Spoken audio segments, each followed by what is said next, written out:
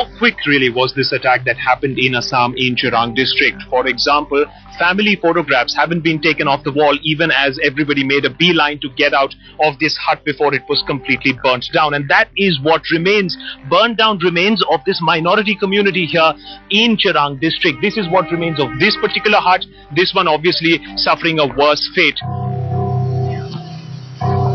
Not far from this colony is a colony of huts where the Bodos used to reside, neighbors, till both sides indulged in tit-for-tat arson.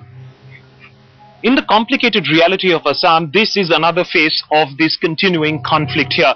Deep inside Chirang district, we find this burnt-out village that used to belong to the Bodos. Here is where the Bodos used to reside, and now this has been completely gutted to the ground, allegedly by members belonging to the other community. What we find, of course, are traces of the habitation here, one burnt-out lamp that lies broken here, a cricket bat belonging to perhaps a child not more than 2 or 3 years old. Nothing else remains. Anything else that was left there, of course, has been looted. But this is the other side of the story. Who's to blame and who's not to? Perhaps there have been errors on both sides that have been committed. One saying that they are being eradicated, they are being outnumbered. The other saying that they are being persecuted because of their religious affiliation.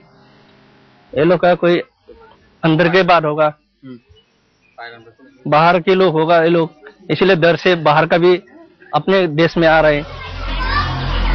Meanwhile, there are those who are not part of this Muslim-Bodo conflict, yet have been singed by it, like Gayatri Rai, who is a tribal Rajbongshi and not a Bodo, but still had her house burnt down.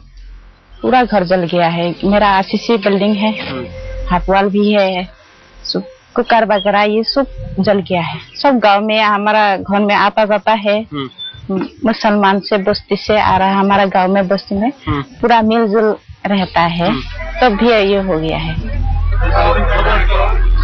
The narrative in Assam differs dramatically according to who you put the question to. Ask the minority community in their camps and they'll tell you that they are being persecuted against because of their religion. They are being branded as outsiders. Come to a tribal camp and they are saying that we are the ones who are the real victims because we are being taken out of our areas of domination. One thing is absolutely clear in this continuing cycle of violence, and that is that innocent people who have nothing to do with this fight, this war, are facing the brunt, are facing the heat.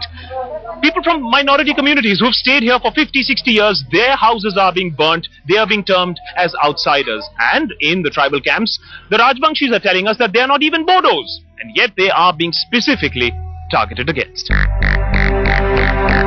Leading the charge in the government's firefighting efforts are men like Agriculture Minister Nilomoni Sen Deka. He was one of the 2 ministers rushed by Chief Minister Torun Gogoi to Karnataka and Andhra Pradesh to reassure the fleeing Assamese that did not cut much ice. On Eid, Deka tried again, putting his best foot forward and offering namaz at a relief camp to show the government's solidarity with the affected people. In terms of effort, it may have made for a good photo opportunity, but the minister did not seem to have any answers as to how this cycle of violence could be put to an end.